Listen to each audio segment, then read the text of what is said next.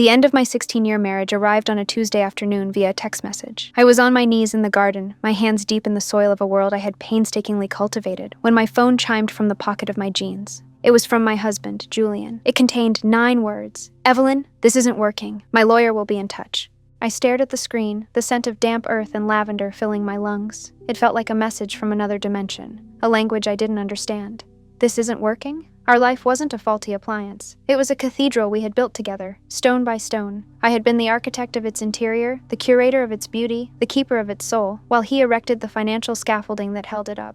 Or so I had thought. I called him. It went straight to voicemail. I called again. Voicemail. A cold dread, colder than the wet soil on my hands, began to creep up my spine. I went inside and tried to access our joint savings account, the one we used for household expenses. Access denied. I tried our investment portfolio. Access denied. By the time his lawyer's impeccably dressed junior associate served me with divorce papers 2 days later, the full scope of the betrayal had become clear. Julian had been planning this for months. He had systematically drained our shared accounts, transferred assets into newly formed shell corporations, and refinanced our home, my home, out from under me. The papers were a masterpiece of legal cruelty, framing me as a decorative dependent with no claim to the empire he had built. He had taken everything. The money, the investments, the art, the cars, and the house itself, which I was given 30 days to vacate. He hadn't just left me, he had liquidated me. He had stripped our marriage for parts and left my life a hollowed-out chassis on the side of the road.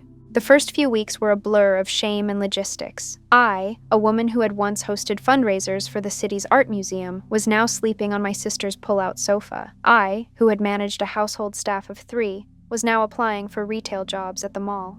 Julian, I learned through the grapevine of stunned friends, had already moved on. He was with a 25-year-old brand consultant named Isabel, a woman with blinding white teeth and the moral depth of a puddle. They were photographed at charity galas, stepping out of his new Porsche, living a high-gloss version of the life he had just stolen from me. He had not just taken everything. He had replaced me with a newer model, leaving me feeling like a discarded piece of outdated technology. My turning point came during a late-night bout of insomnia. I was scrolling through old photos on my phone, torturing myself with images of the life that was no longer mine. I stopped on a picture of our living room. It was a beautiful room, a symphony of cream and gold, dominated by a huge, dramatic painting he had bought at auction.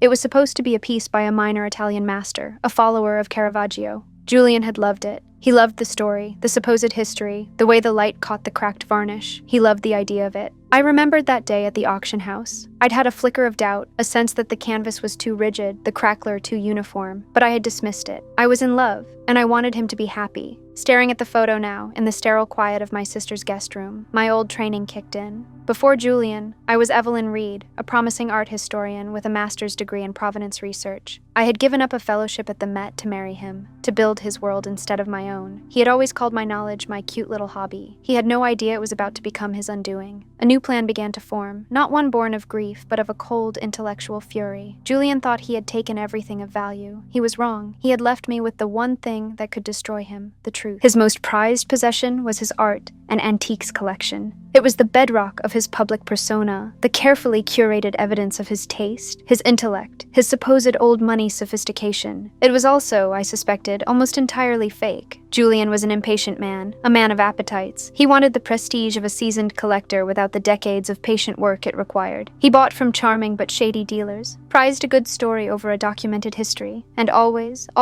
went for the bargain that seemed too good to be true. I knew his collection's dirty little secret because I had been there for every acquisition, my professional instincts silenced by my wifely devotion. Now those instincts were all I had left. My revenge would not be fought in a courtroom, where his high-priced lawyers could bury me in paperwork. It would be fought in libraries, archives, and the hushed back rooms of museums. I began my work. I got a job at a university library, a menial job reshelving books that gave me access to their extensive art history databases. By day, I was a ghost in the stacks. By night, I was a detective, cross-referencing auction records, chemical analyses of pigments, and historical catalogs. I reached out to old colleagues, framing my inquiries as research for a personal project. Piece by piece, I built my case. The dramatic Italian masterpiece? I found a nearly identical and properly documented painting in a small museum in Genoa. Julian's was a brilliant 19th century copy, worth a few $1,000s, not the $500,000 he'd claimed on his insurance. The set of Louis XVI chairs in the dining room, the joinery was held together with Phillips head screws, a 20th century invention. The Roman bust of a stern-looking senator he kept in his study. I found its likeness in a 1920s catalog for an English company that specialized in high-end garden ornaments. One by one, I deconstructed his identity, exposing the fraudulence at its core.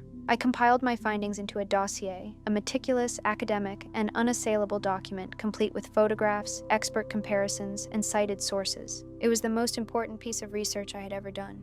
The final piece of the puzzle came from a stray comment my sister made. She mentioned a newspaper article about Julian's latest, most ambitious project, a massive luxury condominium development called the Olympian, which was set to break ground in the fall. The project was being financed by a colossal $100 million loan from a notoriously conservative old money bank. I knew, with absolute certainty, that Julian would have used his art collection as a significant portion of the collateral. He was leveraging his fake empire to build a real one, and I was about to pull out the cornerstone. I called him. He was surprised to hear from me, his voice wary and annoyed. I told him I needed to see him, to sign the final divorce papers. I suggested we meet at the house, for one last time. He agreed, likely savoring the thought of a final victory lap.